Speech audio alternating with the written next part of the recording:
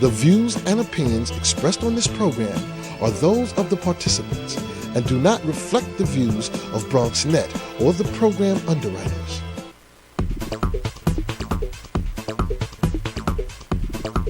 BronxNet. Your voice, your views, your vision. And hello, welcome to Open, the one and only show that opens the Bronx and the rest of the world right to you. I'm your host, Darren Jaime, and today we'll update you on what's happening in and around our community, as well as around the world. First up, we'll bring you the latest headlines in local, national, and international news, and we'll learn about nutritional labels and the impact they're having on childhood obesity rates.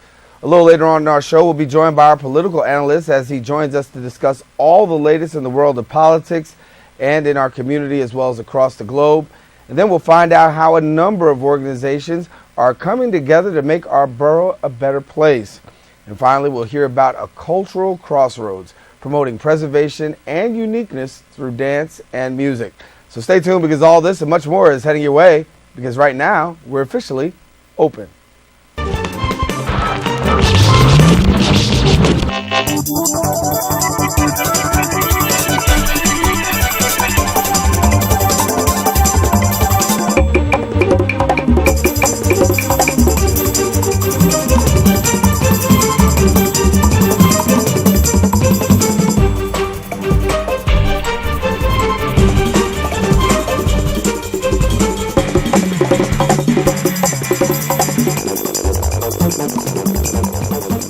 And hello everyone, I'm your host Darren Jaime, and today is Wednesday, May 22nd, 2013. Of course, you're watching Open, the only live and interactive program bringing the Bronx and New York City straight to your TV set. We want to encourage you to stay tuned and stay connected to us. You can find us on Twitter at BronxNet TV and Facebook at Open BronxNet Television.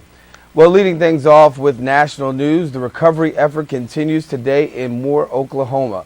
A 2-mile-wide tornado tore through the Oklahoma City suburb of Moore on Monday, leaving up to 24 people dead, including 8 children, many others injured. Emergency crews are continuing to search the broken remains, and the state medical examiner's office is warning the death toll is likely to climb. Governor Mary Fallin described the site as difficult to look at, with many homes completely taken away, but locals remain faithful that Moore will be rebuilt. On the international front, numerous reports state Hezbollah has suffered heavy losses while fighting alongside Syrian President Bashar Assad's regime. The fight is taking place in the town of Qusayr, located near the Lebanese border. Both sides consider this once rebel-held town a key to controlling the whole conflict. An activist group reported at least 23 elite Hezbollah fighters have died and over 100 have been wounded. The intensity of the fighting is said to reflect the importance of the attachment to the area on both sides.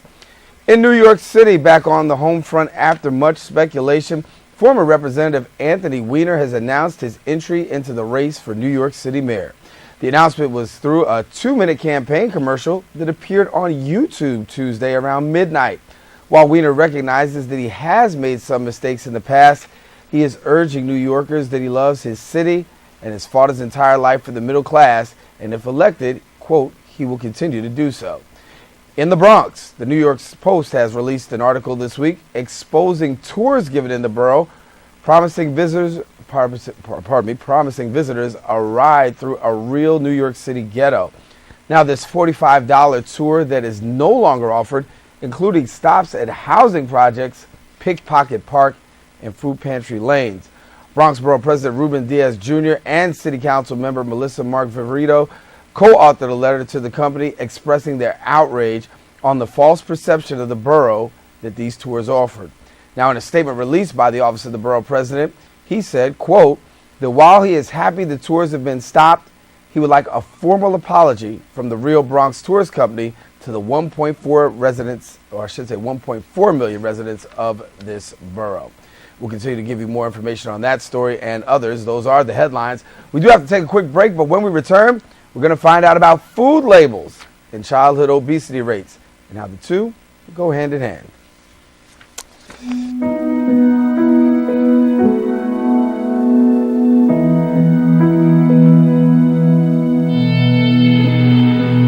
Every year, mothers lose their babies to gun crimes.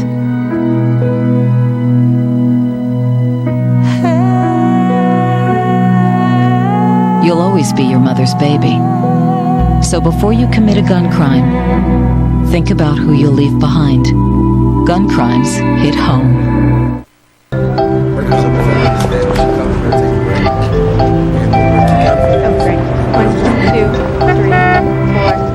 Okay. These things we count on every day started as ideas. Ideas from the minds of African Americans. Support minority education today so we don't miss out on the next big idea tomorrow. The United Negro College Fund. A mind is a terrible thing to waste. You know, when I was younger, man, my brother was the one who really took care of me, man. Is that right? Hey, he'd wake me up in the morning, get me ready for school, take a shower, make me some breakfast. Where your brother at now? Oh, you know, Iraq. I get lonely, nobody to talk to. Felt like quitting school. He looked at me dead in my eye. He told me, if not for me, do it for him. Give Josh and our class of 08 the boost they need to graduate. Join us at boostup.org. My name's Brandon. 9 years old, being alcoholic. Hi, Brandon. I'll start drinking with the older kids. And whatever they do, I'll do. Kids who drink before age 15 are 5 times more likely to have alcohol problems when they're adults. So start talking before they start drinking. I know I'll start with alcohol. I'm just not sure how it's gonna end. How you doing? I just want regular, no sugar today. You got it. Thanks. Hello. Hi. Did you eat that whole thing today? Yeah. Yeah. Hi, how you doing? She's getting big, huh? Good. Yeah, she is big. Great haircut. Yeah. Yeah, looks cute. Come on, let's go. Nice to see you. Thanks a lot. If only child abuse were this easy to recognize. If you even suspect abuse, call 1-800-4-A-CHILD. All calls are anonymous and confidential. Trust your instincts. According to a recent study done by the Children's Hospital at Montefiore, inner-city parents who read and understand nutritional labels make healthier choices for their families. Here now to share more about this study and its impact on obesity rates is Dr. Chloe Turner, third-year social pediatrics resident in the Department of Pediatrics of the Children's Hospital at Montefiore, and good to have you. It's great to be here. Thank you very much. So when we really talk about this, what we're really talking about is parents being more educated in reading labels on all foods that they purchase. Are we finding now that more and more people are looking at labels? Well, so we recently conducted a sort of small-scale study in our clinic. We asked parents of pediatric patients in the waiting room how often, if at all, they look at nutrition labels when shopping for their family. And we found that over half of parents reported that they did look at it. And of that 60%, about 40% of those said they could remember a time in the previous 2 weeks when looking at the label actually changed their decision whether to eat or buy a certain product. Now, when you look at the label, I guess for a parent that's out there looking at the label, of course they look at labels. Now, what should they be looking for in the labels? That's a great question. So we know that all packaged food is mandated to have a nutrition facts panel, and that might look different on a cereal box versus a candy bar versus a bag of chips. But if you start looking, you'll see it everywhere. And we know that that label is typically confusing and complex, and parents have a difficult time understanding it. But breaking it apart to more simple pieces can make it easier to understand. And we think that looking at the serving size and getting a sense of how much you're eating when you eat a handful of chips or a bowl of cereal, and making sure that it kind of matches with what's on the package so that you know exactly how much fat, sugar, sodium you're getting is important. That can be very confusing. In addition to expiration dates, which is something that, a lot of people deal with, especially in inner city communities, when you see sometimes there's a lot of expired food out there. Right, looking at the expiration date is important. A lot of parents commented that they look at that.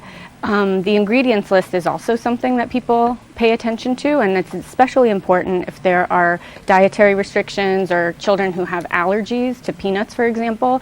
Reading the label is important to make sure they're not exposed to those kind of foods. Given the fact that we're seeing parents take a look, is there a more aggressive push now to get people to become more label conscious? Like, I look at New York City right now, and if you go to a fast food restaurant, we take a look at the burger, but then we also see how many calories comes with it. And some people back down off of what they're going to get based on what they see. Are we seeing a more aggressive push in this area?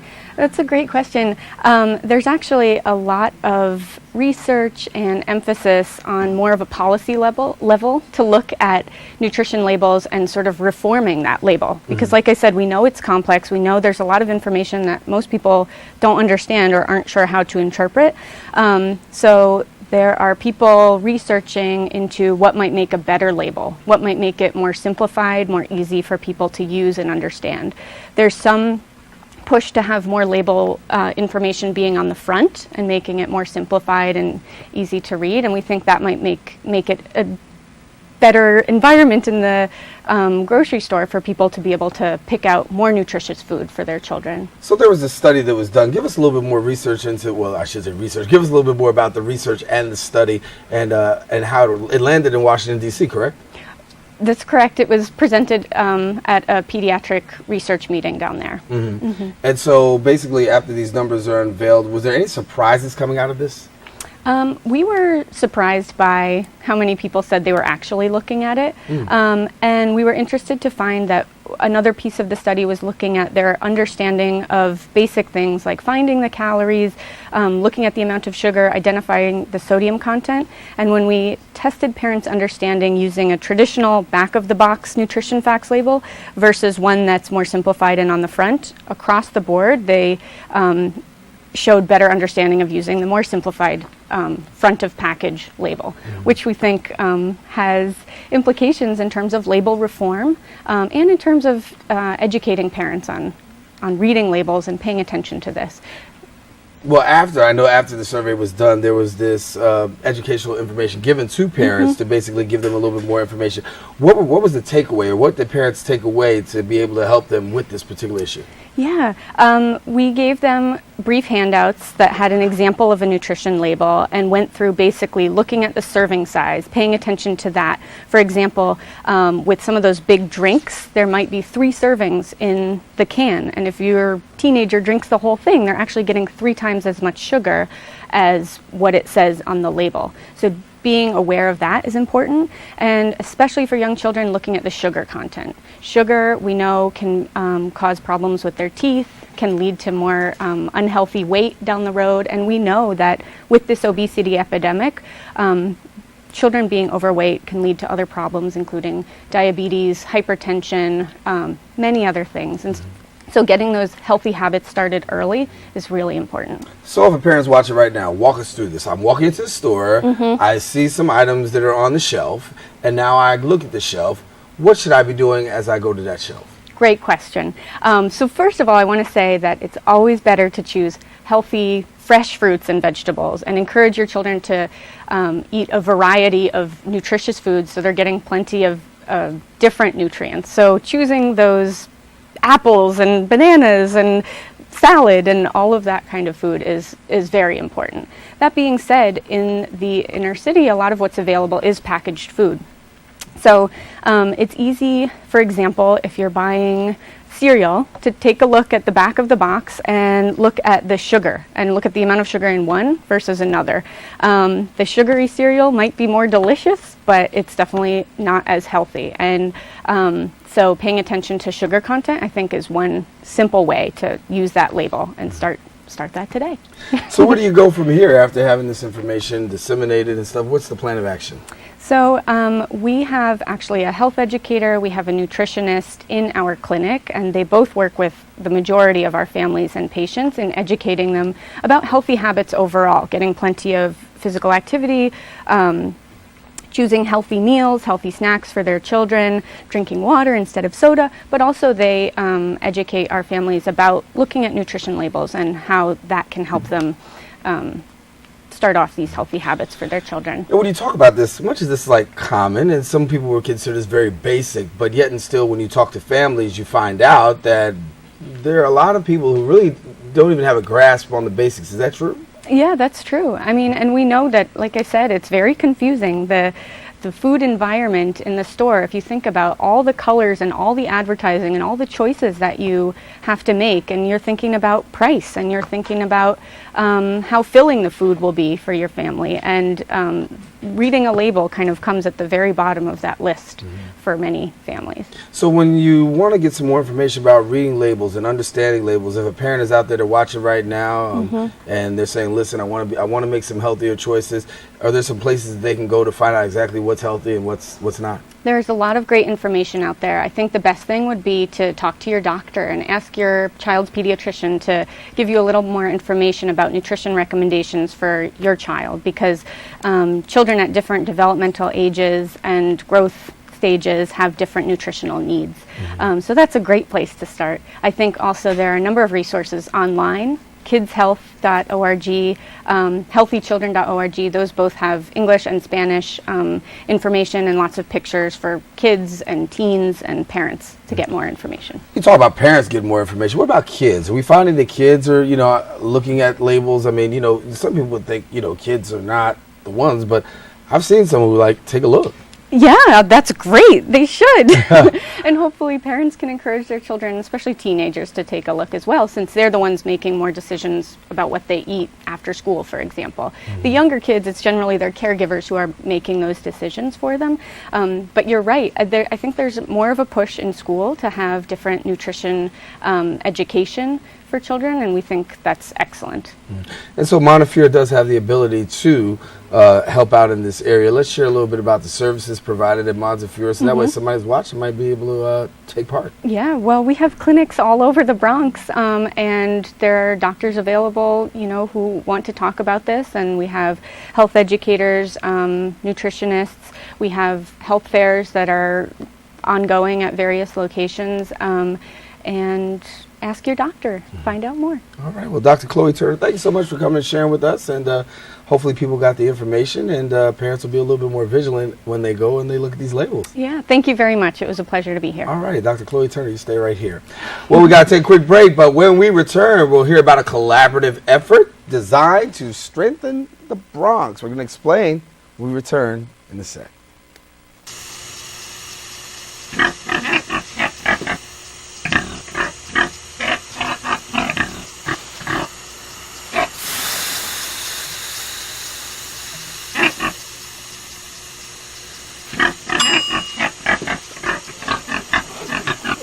Cook foods to the right temperature using a food thermometer. 3,000 Americans will die from food poisoning this year. Keep your family safe. Check your steps at foodsafety.gov. Y'all have a number? So here are the keys. Congratulations, it's officially yours. I'm sure you'll have many happy years here. Except for you, because you'll be gone 3 years from now, struck down by the same disease that got your father. So you won't be around for them. And sadly, it could have been detected early with a simple test, but you didn't have it. Okay, who wants to check out the backyard? For a list of tests every man should have, go to ahrq.gov.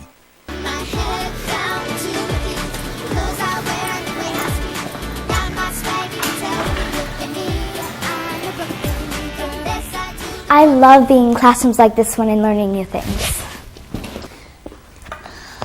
But I'm a Brooklyn girl, and I know school can be hard. It's demanding, and we kids have many distractions, lots of other things we could be doing. Sometimes even your friends may tell you that school isn't cool, that it isn't the place to be. Don't listen to them. There's nothing more important than education. It's the key to everything else. It helps us understand our world and be better people, better friends, and better citizens. So stay in school. And don't let anyone tell you that you're not good enough or smart enough. Be a star. Shine brighter than anyone else, and you'll make the grade. This has been a public service announcement of the Make the Grade Foundation. Go to makethegrade.org to learn more. And welcome back to Open. Darren Jaime here. Remember, you can catch us on bronxnet.org, and you can find out more information about the show. Just go to the World Wide Web, click on, find out, www.bronxnet.org. Click on Open, find out about our show. We're also pleased to be joined with our in-studio audience today. We're pleased to have the Girl Scouts from Twin Park who are with us. You'll hear about them a little bit later on in the show. Well, The Bronx Volunteer Coalition is comprised of a number of community organizations and has a mission to increase volunteerism right here in our very own borough. Here to share more about the group's efforts and their ability to connect with Bronx residents is Communications Committee member Iris Ramirez, and we're glad to have you. Thank you for having me. Thanks. So when we talk about volunteerism, your job is trying to increase really volunteerism across the borough. That's right. Basically what happened is, well, first of all, just a little bit about my background. I've been a Bronx resident since 2001, and through volunteerism is how I got to know my community. For over 9 years, I've been volunteering for Big Brothers Big Sisters of New York City. I mentored 2 girls from the Bronx. I can't even tell you how, wonderful and how rewarding the experience was for me as an individual. So I know firsthand, the power of volunteerism. It's not just the people that you help, but you get rewarded tenfold from the experience and knowing, what a wonderful job you're doing. So you take this experience that you've had and you try to, parlay it on to other people to let them know. And so you're doing some a job of trying to connect organizations together to support volunteerism. That's right. So what happened is because of my experience with, as a mentor, and through that agency, one of the things problems that arose was that, for example, 30% of the children serviced by the agency come from the Bronx, but only 5% of the actual volunteers, the mentors, come from the Bronx. So it's a huge discrepancy. I mean, we have a large number of children here who would love to have mentors, and we weren't able to get them. So what we did was we reached out to other not-for-profit organizations throughout the Bronx and realized that they were having the same problems getting volunteers to provide services to Bronx residents. So that's how the idea of the Bronx Volunteer Coalition started.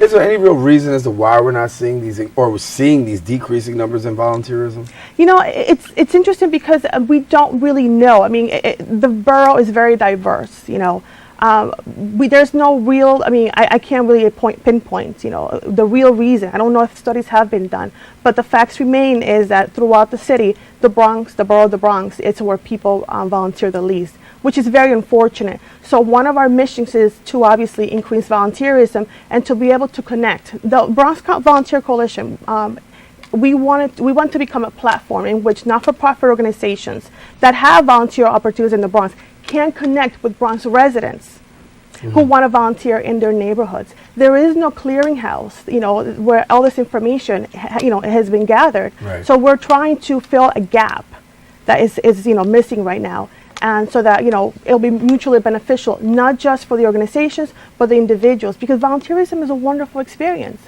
I have firsthand knowledge of that, and overall it strengthens the bonds in our communities. When you look at yourself, you've been a volunteer, but somebody else out there says, listen, I don't know about this whole volunteer thing because it might take a lot for me to do that. No, it does not. I mean, you can do something as simple as cleaning Pelham Bay Park. I did that, during the time, the standing storm. I was cleaning, Orchard Beach. It was a one-off morning thing. You can do anything from helping clean, a park, the Bronx River, to actually doing something a little bit more long-term, like maybe helping out, an after-school program, or even mentoring, or even delivering meals to seniors who are, homebound.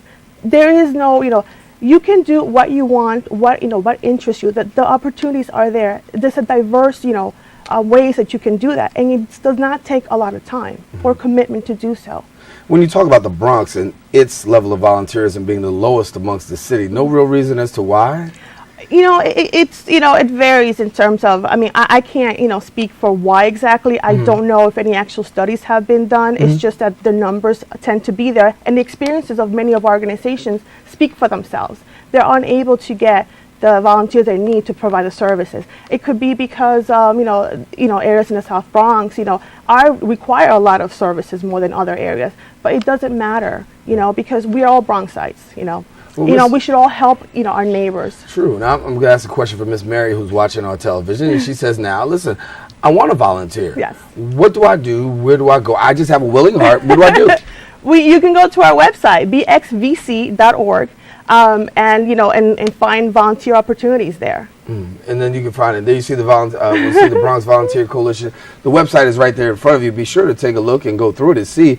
And you can volunteer in a multiplicity of places. That's right. I mean, we have approximately 30 not-for-profit organizations that are members of the coalition, ranging from very large established organizations to just startup organizations. We have people who, organizations that do park cleanups, to, we have some organizations that handle after-school programs. We have mentoring organizations. We have organizations that, are involved with, teaching children how to play soccer and then, and become better students. So there's a wide range of opportunities out there. It's just a matter of connecting the organizations with the individuals who are willing to, volunteer from the Bronx. So you get a lot of organizations to say, hey, we'll take volunteers. Absolutely. Absolutely. We have, the need is there.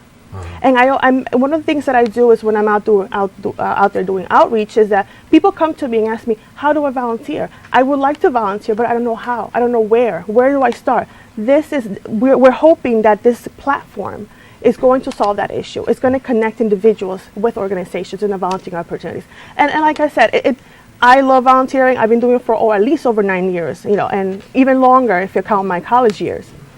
It strengthens the bonds in your community. It's extremely rewarding. I mean, it transcends everything. And I think it's a win-win situation. There's nothing, negative about it. So say for instance, I'm out in the street, you're doing your outreach, you're the outreach worker. Hey, I come across Darren. What do you tell me? What do I tell you? What are you interested in? How much time do you have available? When would you like to volunteer? And then you take it from there. Go to our website, research the organizations that are members of our coalition, and you, based on your own interests, you choose. And at the time that you have available to do this, you can choose where you want to go. Okay, so let Darren answer the question. I only have 2 hours available a week. You want to clean Bronx River Park? No. What else you got? Do you want to maybe help out in an after-school program once a week? Now you're talking, There you go. Literacy, programs, things like that. We have those types of organizations that provide those services already established in schools throughout the Bronx. So really, it only takes a little bit of time to be able to volunteer is the point we're trying to make. And a good heart and the willingness to do it. So for people who want more information, let's make sure we get that information out there again.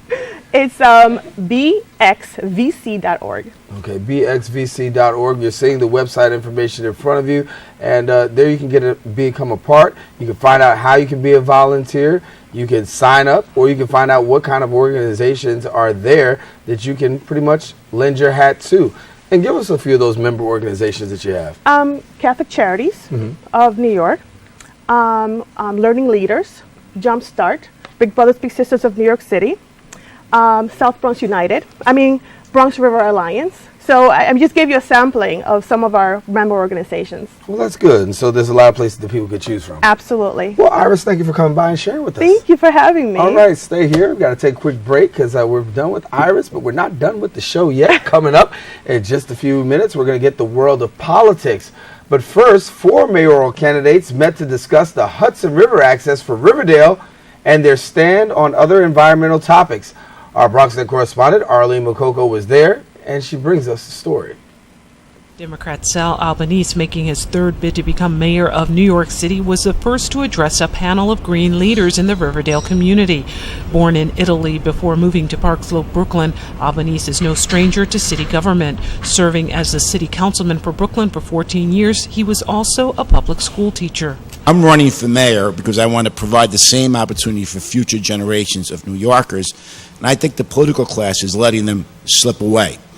I think we can change that with your help. The majority of the questions were on the Hudson River Greenway project, which would provide the community with a 4-mile path that would allow bikers, joggers, and pedestrians alike access to the riverfront. The project still needs, however, funding from the city. I've studied the plan. I think it's absolutely wonderful, and I will certainly support it and provide funding for it because I think it adds tremendous value to the future of the city. Yael Levy, organizer of the upcoming Riverdale Riverfest, says that while she loves her community, the lack of access to the riverfront is something that needs to change. from the day I moved here, it's been a concern of mine that I haven't been able to take my kayak out on the Hudson River in my own community. I don't like the fact that I can't ride along the Hudson River with my children right here in the Bronx. Candidates who followed were City Council Speaker Christine Quinn, New York City Controller John Liu, and Republican candidate Adolfo Carrion, who all voiced their support for the expansion of the Hudson River Greenway project in the Bronx. The short answer is yes, I would commit to the funding. The longer answer is that we need to commit to access to the waterfront everywhere in the city. New York City Controller John Liu recalled his days as a runner on the track team at Bronx Signs, which often took him to the Riverdale waterfront and Van Cortlandt Park. Being on the cross-country and track team at Signs, I often made full use of Van Cortlandt Park and the Tibbetts Brook trails and everything like that. It would have been nice to have been able to run right along the Hudson River, let me tell you that. He was the only candidate asked about his position on the future of the Putnam Trail that runs through Van Cortlandt Park, another issue making headlines as the city looks to expand the size of the path and pave it over. I am very much in favor of preserving, as I mentioned, open space, but also parkland. There are lots of proposals in Brooklyn and in Queens that would expropriate parkland for major sporting venues and take away and alienate park space. That's not something that I'm in favor of, because I hold the simple fundamental principle that once you lose these assets, you never gain them back. The only Republican candidate in the race, former Borough President Adolfo Carrion, expressed his support of the waterfront expansion and talked about plans to see something similar done on the Long Island Sound. I was committed to this as Borough President. I will continue to be committed to it. We're working literally as just Joe Citizen and my wife Linda, except my name's not Joe, working on a similar access issue on the other side of the Bronx, where we're so close to the water and you just can't get to it. It doesn't make any sense. It will add a tremendous quality. Another issue raising deep concern here is the Indian Point nuclear plant, one that provides only 25% of energy here in the city. All shared their support to see the plant eventually dismantled. We're not going to rely on Indian Point, which is an unsafe power source that puts New Yorkers at risk, period. Paul Elston, who heads the Friends of the Hudson Greenway project, say all four demonstrated their familiarity with the concerns of the community. I was just absolutely thrilled. In fact, all four candidates knew what the Hudson River Greenway link was about, and every one of them expressed strong support for us going forward and committed to working on the funding for it, which is what our next job is. Audience members also were pleased with the answers. Still months away from making a decision on either candidate, many expressed satisfaction that they came prepared to speak on the needs of Riverdale residents. For BronxNet, this is Arlene. And thank you, Arlene. Well, from the rising conflict in the Middle East to the IRS scandals to the New York City mayoral race, there is never a shortage of stories to hit us. Joining us now to break down all the national and international news is political analyst and professor at SUNY Maritime College, Mark Maritz, and we thank you for joining us. Hi, Darren. How are you? Good to have you. Let's kick things off. Breaking news over the evening. Anthony Weiner deciding now that he shall run in the race for New York City mayor. First of all, the question has to be asked, the methodology in which he now decides that he's going to announce his mayoral bid. A video? A video at about 5 o'clock in the morning, actually. I got it on my email at about 5 o'clock in the morning. And the video is very interesting. It's been very well positioned. There are a few clips with him and his wife, and she says, boy, Anthony would do a great job. And then there's a picture of Anthony Weiner with the baby and the wife. That's supposed to calm down the doubts. And then, of course, he says in there, I made a lot of big mistakes, and I let a lot of people down. That's supposed to clear the air. The question is, I think the statistics show on the last poll that Christine Quinn got something around a 25% popularity rating, and Weiner came in at about 15%. And so that's pretty strong. That's because the whole field is very, very weak. The question is, can the people of New York City get over what Anthony Weiner did? And this is very, very doubtful, I think. I'm not so sure. Do you think that just by the fact of coming out with the video diminishes his credibility? Well, I actually thought even further. I don't think it. I think it was strategic to do it that way. And actually, what was interesting about the video is that when you hear Anthony Weiner and you see what he's done, he's actually a very talented guy. He's actually come up with a lot of good things for his district and for New York. And other than this incident, he actually is a creative politician and a good politician and a good person for New York. The problem is he's got this thing. It's kind of this, it's not the elephant in the room, it's kind of the underwear in the room. I don't know how to say this, or the video in the room, or whatever it is. That is his problem. Anytime you think of Anthony Weiner, the first, this kind of like, I'll ask you a word, you tell me what you hear. What do you think of? Anthony Weiner. Well, the tweet, the tweet. And I read his interview in the New York Times.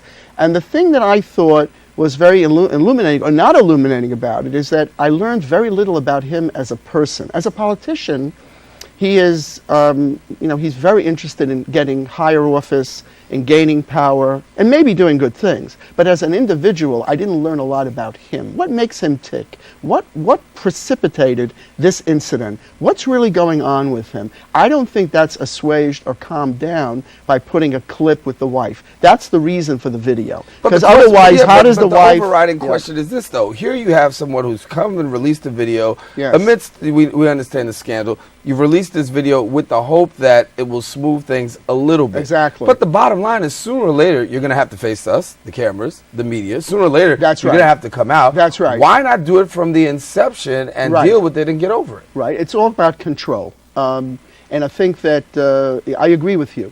In order to be credible, he's got to go out there and talk to people and to the media. He can't stay behind the video. He can't.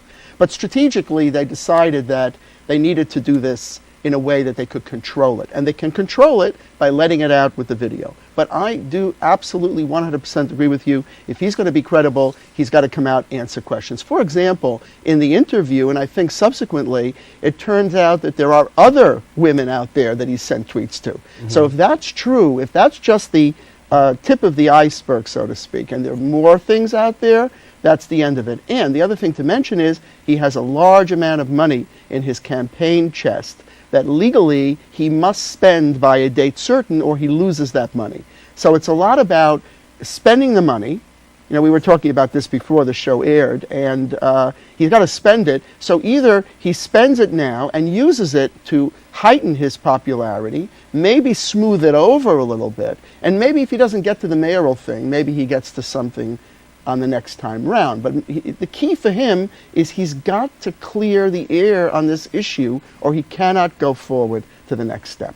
And I think it was a effective video for that purpose, but he can't get to step two, I agree with you, until he goes out to the press and takes the hammering and gets the questions and answers them to the satisfaction of the public. I agree with you. Let's jump on the shuttle and move from New York to Washington, D.C. The latest is happening. Lois Lerner invoking her Fifth Amendment rights and saying, in regards to the IRS scandal, that she is not going to have anything to say. Any new news out of this? Well, there's nothing new in the news about using the IRS. I mean, it's been used before by presidents to... you mean the Fifth Amendment? Not the Fifth Amendment. I'm saying using the IRS to investigate people, using the federal government to investigate people. There is nothing new, as Ecclesiastes says, under the sun. They've done this before. But the problem is that President Obama now has a multiplicity, a storm of these issues. He's got the IRS issue where they are investigating Tea Party groups. He's got the AP being investigated and basically phone lines being tapped by the Justice Department. Then he has now a Fox News reporter, and the latest report is also his parents were tapped or checked into. I mean, your parents, your mother, I mean, this is not American. I mean, un-American to tap your mother's phone, okay? But the point was, they are security conscious. It's all about President Obama being aggravated or upset about the fact that members of the administration are leaking secret information. So what they're doing is, instead of just targeting the leakers and the people responsible for the leaks, they're also targeting the journalists. Why? They want to chill it. They want to prevent the journalists, scare the journalists from trying to connect with people who are leaking or whistleblowers. And I think that is going to be a major problem for President Obama, because that's freedom of speech, freedom of the press. And in America, there was Watergate. How did we get to Watergate? How did we find out about Watergate? Right? We know that's all about leaking and telling what was going on in the government. If we don't have that opening, if we don't have that free press, we are basically in trouble. Well, we have an idea that Lerner's not telling anything. As a matter of fact, Lerner's lawyer, William Taylor, asked the Oversight Committee Chairman, Darrell Issa, to excuse her from appearing at the hearing, and instead they issued her a subpoena, saying that she well, had to look, testify. Congress is in a mortal battle with President Obama now. They have actually fixed on an issue that will stick. This one, all these issues stick. And in fact, Darrell Issa, as you know, had a hearing, I think, on Benghazi, which lasted for 6 hours. 6 hours, grilling the people who had been in Benghazi to find out what actually happened there. So Congress is in a conflict with the president, and they're going to use whatever tools they have, and one tool they have is the congressional subpoena. And like you don't pull on Superman's cape, as the Jim Croce song goes, you do not fool around with a congressional subpoena, because then you can be held in contempt of Congress, and that's very bad. Also, it's very ugly for the administration. However, it turns out, even if it isn't a criminal matter, it looks absolutely horrendous for the president to have all of these things going on. Benghazi, the IRS, AP, all at the same time. By the way, having been in Washington over the weekend, and I attended a briefing with Prime Minister Erdogan. When Prime Minister Erdogan was at the White House for his press conference, all the press wanted to ask about, they were not interested in Syria. They were only interested in IRS and the AP, and actually the Turkish journalists were very upset. How come they didn't talk about our issues? That's because this IRS issue and this AP issue has grabbed the attention of the public, and President Obama has got to deal with it, because it's just going to increase and it's going to expand. And that's and on the international front, you talked about Turkey's prime minister's visit to the U.S. What did you learn there?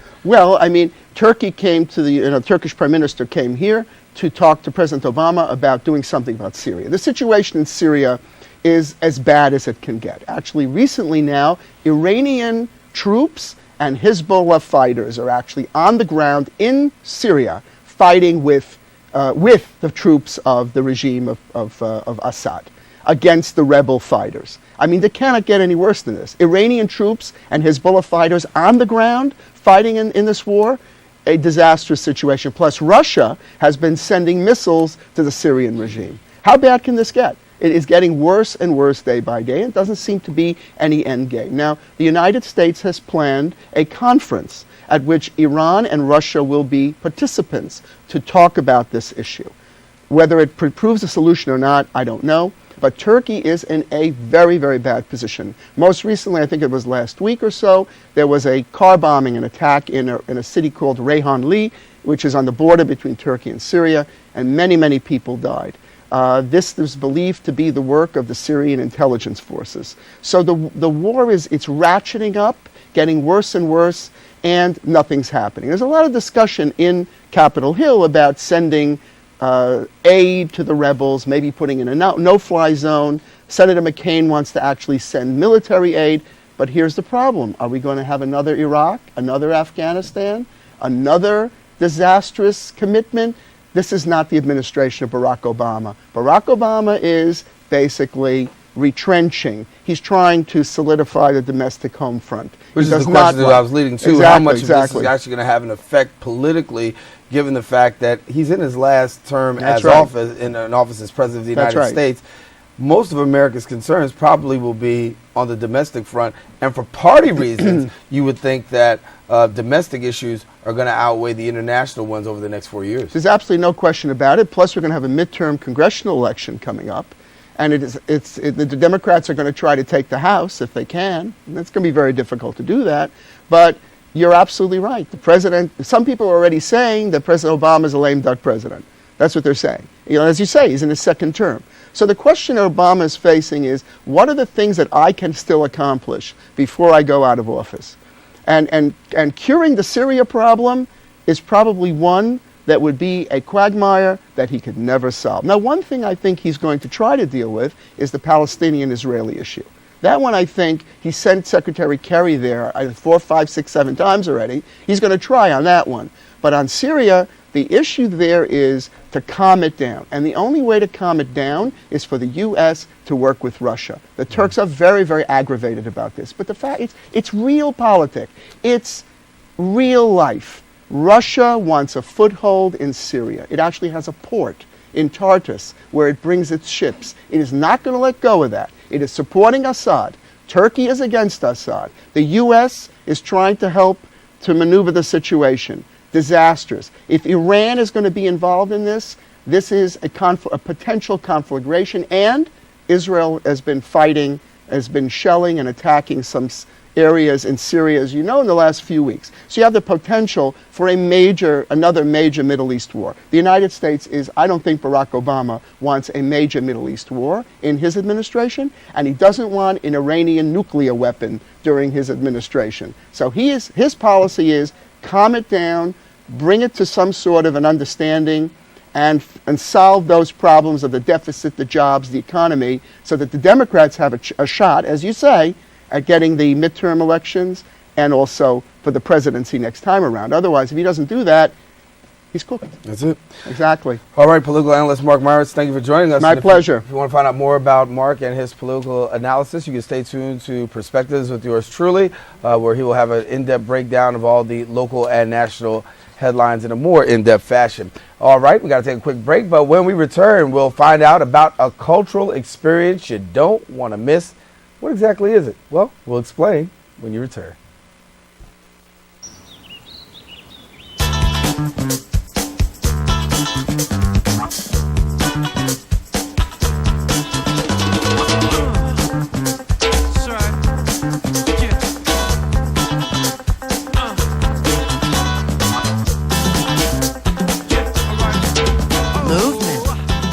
Weight loss, it's one of the many ways to fight osteoarthritis pain.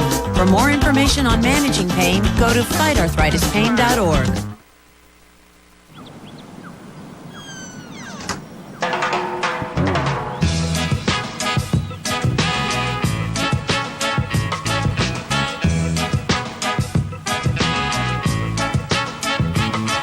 Hands can do incredible things. Now they can even help save a life with hands-only CPR. If you see an adult suddenly collapse, just call 911, then push hard and fast in the center of the chest until help arrives. Learn more at handsonlycpr.org.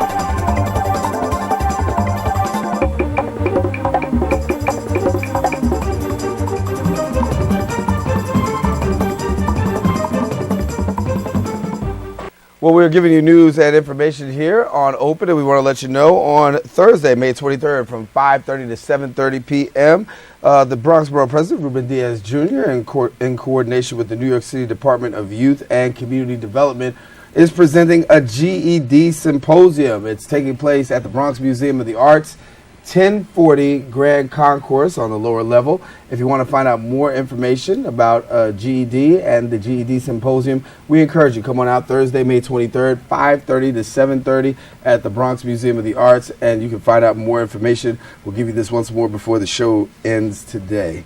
And we want to tell you also, on Friday, May the 31st, bands from 2 different cultures will join together with one goal: to celebrate their heritage. And here now to share more about the upcoming event we have is Felix Gamboa, director of the Chief Joseph Dance Company, and Mariano Martinez of J Dove Productions. And we welcome you. Thank you, Thank sir. you, thank you. How are you? So I'm good. So this is going to be a merger, a partnership, a fellowship, all of that good stuff of two cultures. Why don't we talk about the cultures that are being represented? Well, we're representing the Garifuna culture. You want to talk more about that, Felix? Yes, this is all about the Garif. Well, I guess not all about the Garifuna cultures, because we're going to have Dominican Republic there too, which I'm very excited. This is the first time I'm experiencing something like that. Garifuna is a mixture of the Indian Arawaks and West African. For those who don't know anything about the Garifuna culture, the majority of the Garinagus, which is plural for Garifuna, Garinagus, we live here in the Bronx. Garinagus. Garinagu. There you go. Plural for Garifuna. All right. All right. Okay, the majority, we live here in the Bronx. Well, myself particularly live in Harlem, but the majority is in the Bronx. And we were exiled from the island of St. Vincent, and I'm talking way back, 1797, 216 years ago, to be precise. We lost the battle because they killed our leader, which was Chief Joseph Satuyeg, which I named the company after, to honor his legacy. He was killed, and that's when they were able to get rid of us, so to speak. And we landed in the island of Roatan in Honduras. Okay, so yes, we lost the fight. We were put out from our homeland, but we never lost our culture because we carry our drums, our tradition, our food, customs and everything along with us. And so all of this is coming together. Yes, especially our language, which is the Garifuna language. And it's being mixed with the Dominican Republic. That's going to happen on May 31st. Right. With another group called Compalsa. So they're bringing their culture, blending it with ours. Yeah. So and it's just a cultural extravaganza for that night, and it's the 5th Crossroads. Okay. Yeah, for Flushing Town Hall. So give me a little bit about what can we expect on this night. Oh my gosh. Dancing, drumming, movement, crowd participation, cultural costumes, just the works. Yes. Now, cultural extravaganza. Now, talk to me a little bit about this here, because I wanted to talk to you about this thing because I had to look it right quick because I want to make sure I got it right. The Gary Slide. Yes. All right. I want to make sure I had it right. It's called the Gary Slide. Like we got the electric slide, but you got the Gary Slide. Yes. What is the Gary Slide? The Garifuna Slide. We should actually move the table, let you show them, but listen, let's do it. We get the music popping, right? So I created the Gotti Slide, our own version of the electric slide, basically. To Andy Palacios, one of the great artists from the Garifuna culture, to one of his songs called Lida Abang, meaning together as one. For all of us to come together as one. So again, the Gotti Slide, any slide, if you are familiar with any kind of slide, is just usually 4 steps or about a series of different steps put together and done in different directions. It's just 4 steps, 4 major steps. 4 major steps. And that will be displayed that night as well, as long as with other cultural instruction for the audience participation and things like that. My floor manager's practicing the steps right there. He still can't get it down pat. So you might have to give him a lesson when this is all over. Come through. Listen, we got to, all of us, everybody come through the 31st, Flushing Town Hall, 7 p.m. And right then and there, you get some instruction, you get culture, you're going to get everything. Mo can get his lesson there. Yes, you can't miss that. You can't miss it. All right, you have to be there too. I have to be there too? That's right. All right. You can't miss that. I'm trying not to be selfish here. Everybody should be a part. Exactly. And really, when you talk about the Garifuna culture, when you talk about the Dominican culture, you talk about merging the two together, so oftentimes people are, we see people do their individual celebrations. What does it mean to have a celebration of cross-cultural of significance? Well, this is a great opportunity, and this is going to be nice because that's where you see what we have in similarity. We have a lot of similarities. Actually, Dominican Republic and the Garifuna community, I always say, for some reason, we have a lot in common, even from the food. We have a lot in common, and they have a drum that's similar to our drum. So the music, there's a lot in common. So we are going to be able to see that on May 31st. We're going to be able to see that on one stage. Which is both Santo Domingo and the Garifuna. We do have a lot in common, and they couldn't have picked a better culture to put us along with it. Maybe it would have been a lot more challenge if they had put me with some European groups or anything. But Republican Dominican, I feel like those are brothers. Connection, There's a lot of connection there. How long has this been in the making? Ooh, let's say since November. Okay. Yeah. Since November, I'll say since November. We first got a call from Lucy Blanco, which is one of the founding members. It's Lucy Blanco and James Lavelle are the founding members of the Afri Garifuna Jazz Ensemble, who's another partner of ours for the day. So you have Afri Garifuna Jazz Ensemble, you have Chief Joseph, you have J-Dub Productions. All three of us coming together for the first time as well. Mm-hmm. We've all done our own individual things within the community, but now all three of us are coming together and meeting with Kompalsa. Yeah, so you have on the Afri Garifuna Jazz Ensemble side, you have jazz sung in the Garifuna language. Right. Yeah. Before we leave, give us a little bit about the Chief Joseph Company. Chief Joseph Atelier is an effort to keep the Garifuna culture alive here in New York, mainly here in New York, because I have a fear of losing my culture that I've been carrying on. I mean, I left Honduras when I was 16 years old, and but I never disconnected myself from my traditions and culture. And when I got here, I saw that happening, where is my drums? Where is my music? All I hear about hip hops, Garifuna kids that are born here sticking to the American, which is nothing wrong with it, but let's not forget ours. So Chief Joseph Atelier is an effort to maintain that Garifuna culture. We do performances in museums, in schools. We take it all over the place. Festivals, parades, but it's mainly to focus on the visibility of the Garifuna culture here in New York. And most of my dancers are Garinagos, are kids who were born here. But when you see them dance and sing our language, you would think they just came from Honduras. And this is what makes me proud of it. A little bit about J-Dub before we go. J-Dub Productions started in 2003. Actually, we just celebrated our anniversary, May 8th, 10 years. So 2003. What we started off doing is, again, choreography for Sweet 16s, quinceañeras. I'm not sure if you're familiar with that, but think about a debutante ball or a coming out party for a 16-year-old, 15-year-old female. We started with that, and again, we went into pulling the same youth from the Garifuna community into different cultural aspects, into self-esteem building, team building. What else do we do? So that's mainly the parts of where J-Dub started. Now we are doing things for the community, even larger. We're doing stage performances. Anywhere, anything having to do with the Garifuna community, we're there. American community, we're there. So it's hip-hop, it's jazz, it's salsa, merengue, a plethora of different types of choreography that we do. All right. Well, we thank you guys for coming and sharing with us, and looking forward to the big day. And once again, give them the date and the time. That is May 31st, Friday, May 31st, 7 p.m. at Flushing Town Hall. Don't miss it. Don't miss it. Don't say nobody told you. That's right. We told them a few times, so if they miss it, that's on them. All right. Thank you guys both for coming to share. Stay right here.